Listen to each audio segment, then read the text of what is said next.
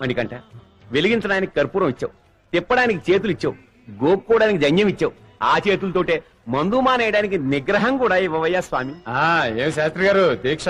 అవునయ్యా, మానసమాల వేసుకున్నాను. మందు మానేసే శక్తిని ప్రసాదించమని 36 రోజులు కఠోరమైన దీక్ష చేశాను. ఇంకొక 5 రోజులు చేస్తే బ్రాందీని చూస్తేనే అసహ్యం వేస్తుంది. అవునవును, అప్పుడు విస్కీ స్టార్ట్ చేయొచ్చు. నీనోరు బడా, నీ అమ్మ కొడుకు మాట. శుభవాని మందు మానేద్దాం అనుకుంటే అదేం దీవనం రా, వెధవన్నారు వెధవా. ఓరి దుష్టా, ఇదేం పని రా? ఏంటా నీ పూజల దెబ్బకి రూములు అగ్గిపెట్లు కూడా కరువయ్యాయి. అయితే మాత్రం దీపారాధనతో సిగరెట్ వెలిగించుకుంటావా? నువ్వు బాగుపడవరా, నాశనం అయిపోతావు, సర్వనాశనం అయిపోతావు. నేను ఇప్పుడు పెద్ద బిల్ గేట్స్ ని నాశనం అయిపోవడానికి ఆల్రెడీ నాశనం అయిపోయి ఉన్నాను.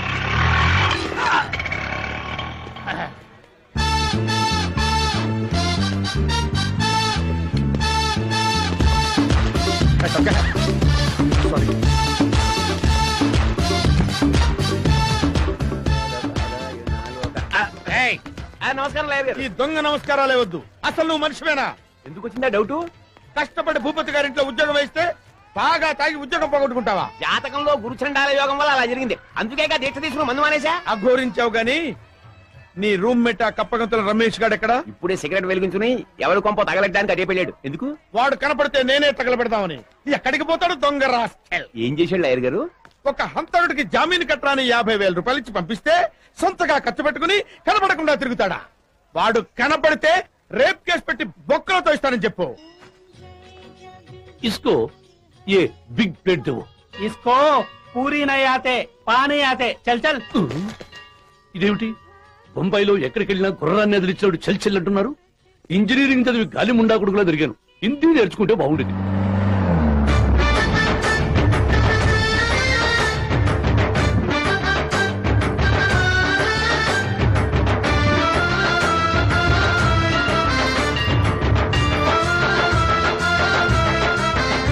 रूपाई में परमात्मा है, परमात्मा में बम्बई है, मुंबई.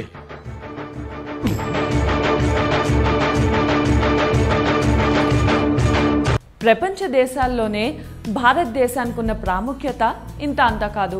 ప్రపంచంలోని రాజ్యాంగాల్లో ఇండియాదే అతిపెద్ద రాజ్యాంగం. 448 ఆర్టికల్స్, 25 భాగాలు, 12 షెడ్యూళ్లతో ఉంటుంది. రెండవది, ఆసియా సింహాలను పరిరక్షిస్తున్న ఏకైక దేశం ఇండియానే. మూడవది, ప్రపంచంలో అత్యధిక శాకాహారులున్న దేశం కూడా మనదే. దాదాపు 40% భారతీయులు మాంసాహారం తినరు.